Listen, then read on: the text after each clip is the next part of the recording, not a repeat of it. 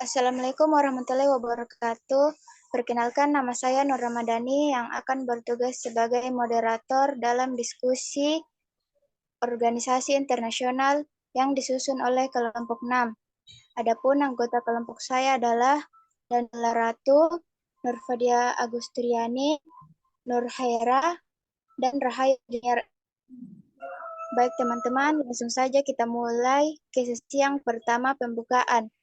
Selanjutnya penyampaian materi saya persilahkan untuk Rahayu Junior R.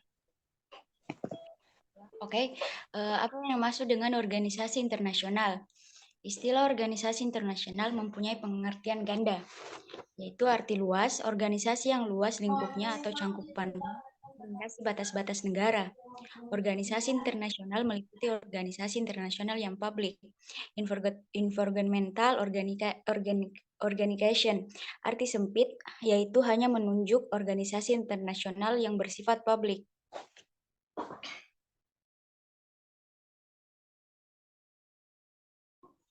Dua, bagaimana klasifikasi organisasi internasional? Organisasi internasional dapat dibedakan menjadi dua, yaitu governmental organization, suatu lembaga atau organisasi yang anggota-anggotanya terdiri atas pimpinan sampai secara luar bisa diartikan organisasi yang anggotanya terdiri atas negara-negara. Non-governmental organization. Non-governmental organization merupakan asosiasi perserikatan internasional privat. Orientasi organisasi bisa pada bidang agama, ilmu pengetahuan, budaya, filantropik, atau berdasarkan kemanusiaan, teknik maupun ekonomi.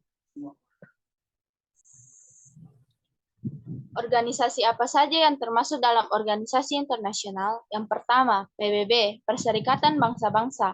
PBB resmi dibentuk pada 24 Oktober 1945 dan untuk mendorong kerjasama internasional. Sidang umum pertama 10 Januari 1946 menandai perjalanan organisasi ini. Kedua, ASEAN, Association of Southeast Asian Nations, organisasi regional di Asia Tenggara dengan 10 anggota negara, didirikan berdasarkan Deklarasi Bangkok 8 Agustus 1967. Yang ketiga, ZOPAN, Zone of Peace, Freedom, and Neutrality, dicanangkan 27 November 1971, bertujuan untuk menciptakan keamanan dan stabilitas regional Asia Tenggara. Dan yang keempat, organisasi negara-negara non-blok. Negara-negara non-blok yaitu negara yang tidak memihak blok timur maupun barat sebagai wadah perjuangan sosial politik negara yang sedang berkembang. Yang keempat, bagaimana peran organisasi internasional dalam penyelesaian sengketa antar negara anggotanya. Sengketa dapat terjadi di mana saja dan pada siapa saja. Sengketa dapat bersifat publik, private, nasional, maupun internasional. Sengketa antar negara, antar anggota masyarakat dapat terjadi karena beberapa hal, seperti karena alasan militer, politik, ekonomi, maupun ideologi. Dan tidaklah mustahil apabila sengketa tersebut menjurus pada sengketa bersenjata jika kedua belah pihak tidak mau berdamai. Penyelesaian sengketa oleh organisasi internasional tentunya hendak dilakukan dengan jalur damai. Contohnya pada ASEAN, penyelesaian sengketanya dilakukan secara diplomatik, yaitu dengan melakukan negosiasi, mediasi, konsultasi, dan jasa baik untuk menyelesaikan sengketa. Contohnya, konflik yang terjadi antara Thailand dan Kamboja yang memperebutkan wilayah kuil abad ke-9, yaitu Preah Vihear. Kesulitan terciptanya perdamaian di antara kedua negara lebih dikarenakan sikap Thailand yang tidak konsisten terkait dilema internalnya. Sehingga dilakukan upaya yaitu dilakukan pertemuan trilateral antara Menlu Indonesia, Menlu Thailand, dan Menlu Kamboja untuk memastikan penyelesaian konflik secara damai.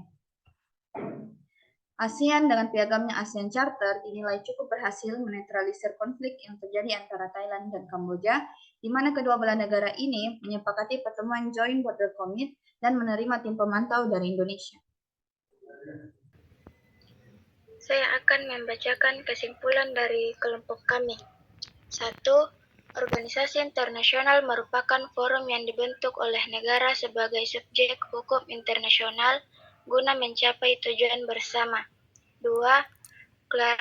Klasifikasi organisasi internasional dapat digolongkan dari berbagai aspek. Salah satunya dari lembaganya, yaitu pemerintahan maupun non-pemerintahan. 3. Berbagai macam organisasi tersebut dapat menjadi wadah untuk menggalang kerjasama dan juga membantu dalam penyelesaian konflik di dunia. 4. Dalam menyelesaikan sengketa antar negara anggotanya, tentunya organisasi internasional lebih condong pada mekanisme penyelesaian sengketa secara damai. Sekian dari kelompok kami. Terima kasih.